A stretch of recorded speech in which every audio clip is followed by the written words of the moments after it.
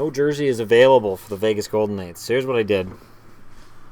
Put on my James Neal jersey. Because James Neal is on the Vegas Golden Knights. So here's the question. How bad are they going to be? I mean, really, it's an expansion team. How bad are they going to be? On paper, I still think 28 wins is doable. I still say they could have come out of the expansion process with a better team, but that's all water under the bridge. I'm all done with that. I'm not upset about it. I don't care. This is what we got. So let's see what Vegas has to deal with, shall we? Now, first thing is, whenever you've got an expansion team, you have to have goaltending. Fleury and Pickard. Goaltending is settled. But right now, number 3 on their depth chart is Oscar Dansk. Dansk was a second-round draft pick for the Columbus Blue Jackets a few years back. He was number 31 overall pick. Dansk fell off the radar fast. So him being the number 3 guy makes me a little nervous, but I'm sure Vegas will be able to figure something out if Fleury gets hurt or Pickard gets hurt. I'm sure they'll be able to find somebody in the league who can step in, because Dansk is not the guy I would want in the net. Their blue line, because again, expansion teams are built from the net out. That's how you build teams in general, but expansion teams are usually built from the net out. I have Schmidt on the top 2. The site I use has Schmidt on the second pairing. I think Schmidt and Garrison are the best 2 defensemen. I think Garrison has an underrated point shot, and I think playing in Vegas, where he's the number 1 defenseman, I think Garrison will start scoring goals again. If he doesn't, Vegas will probably have a lot of problems on that blue line. Colin Miller's an underrated defenseman too, so I moved him up over where the site I'm looking at had him. They had him below England. England and McNabb on the bottom 2, I'm okay with that. Theodore on the second 2, I'm okay with that. Shea Theodore showed signs in Anaheim of being ready this season. So Shea Theodore is what the Ducks gave up in order to keep their whole team together. And it's a good move for the Ducks, and it's something that's paid off, at least on paper, for Vegas. It's one of those moves they made that I say, all right, I can get behind that. That's fine.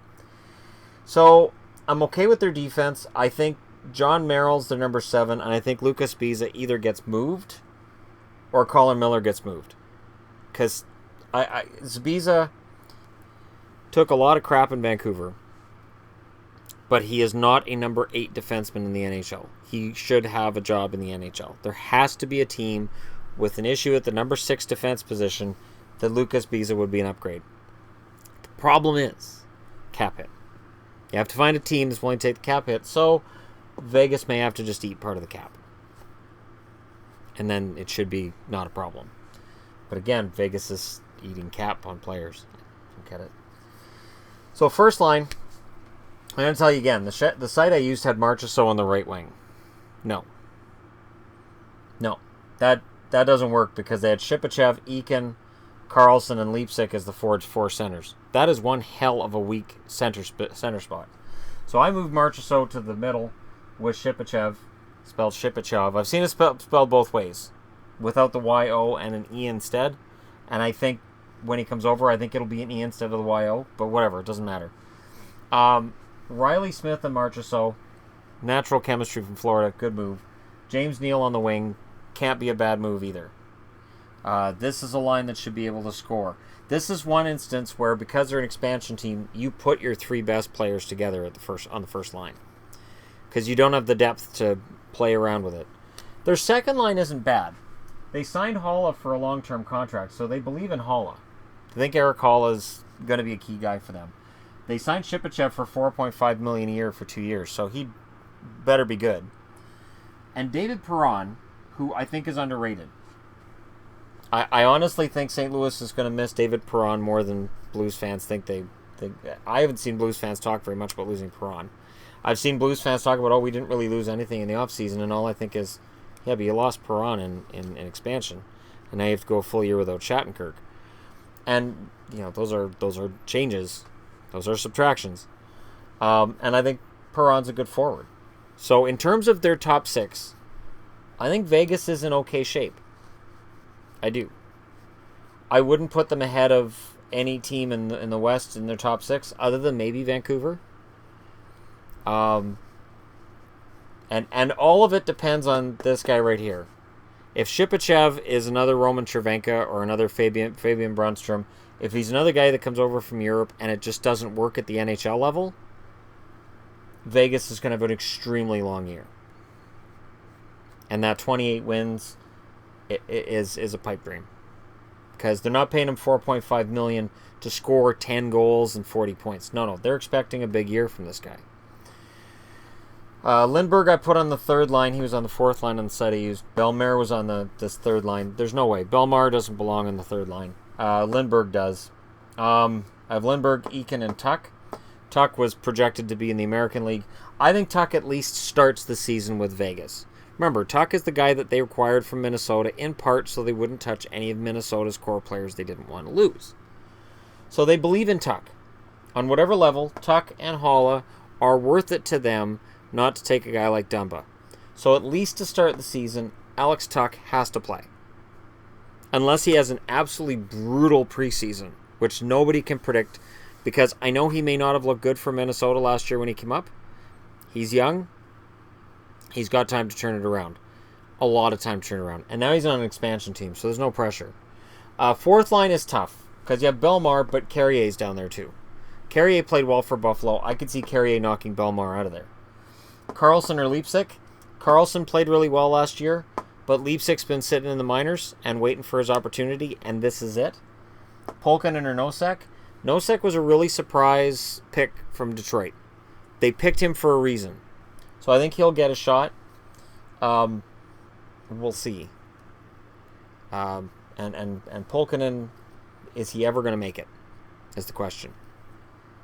And then I've got TJ Tynan. I have Reed Duke here just because people are going to ask, where's Reed Duke? Reed Duke, I don't think ever plays a game for Vegas.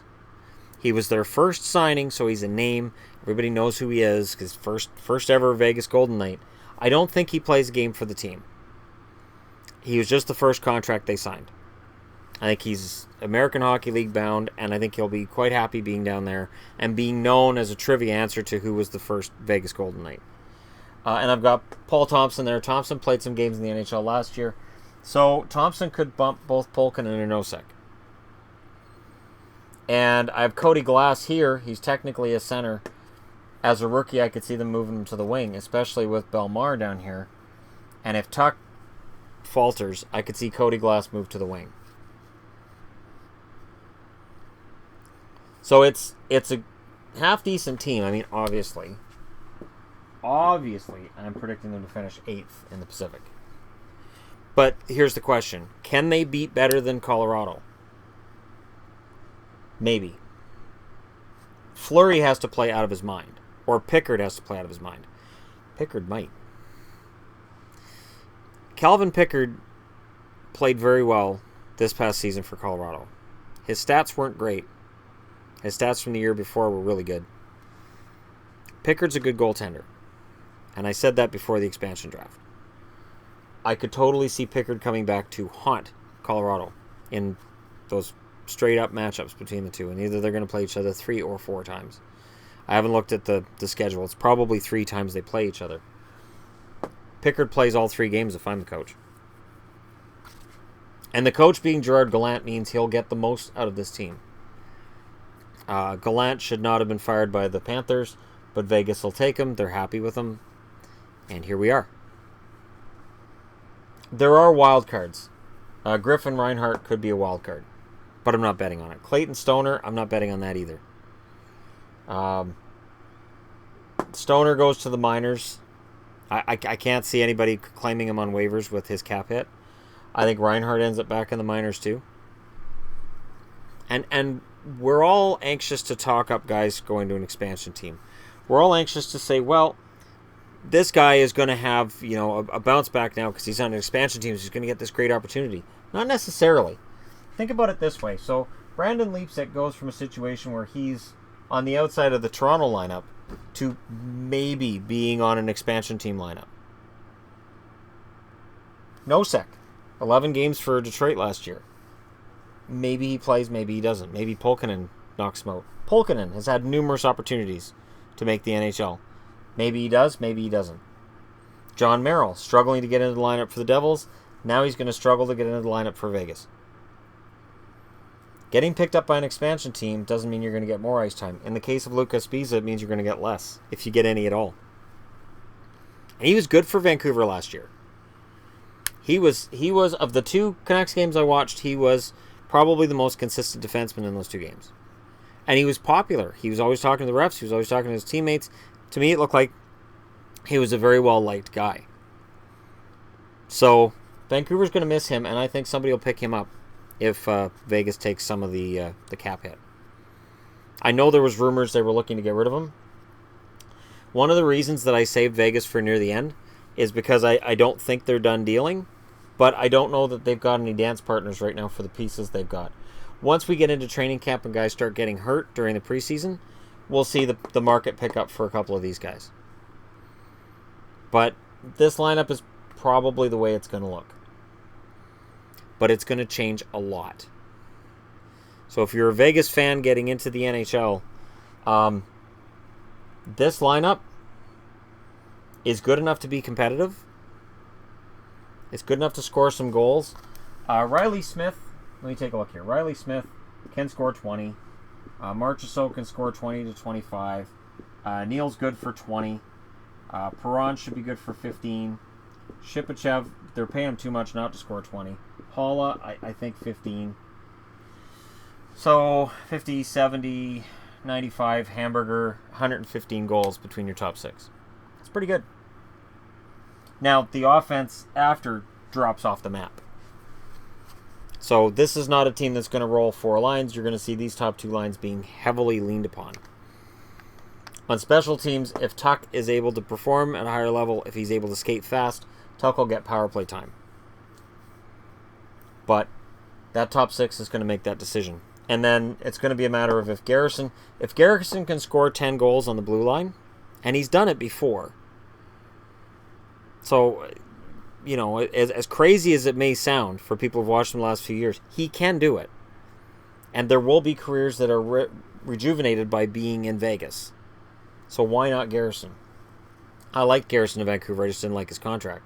So I could see if he gets 10 goals and these guys score that 115 that I got projected here or higher, Vegas will be playing important games into December, maybe into January.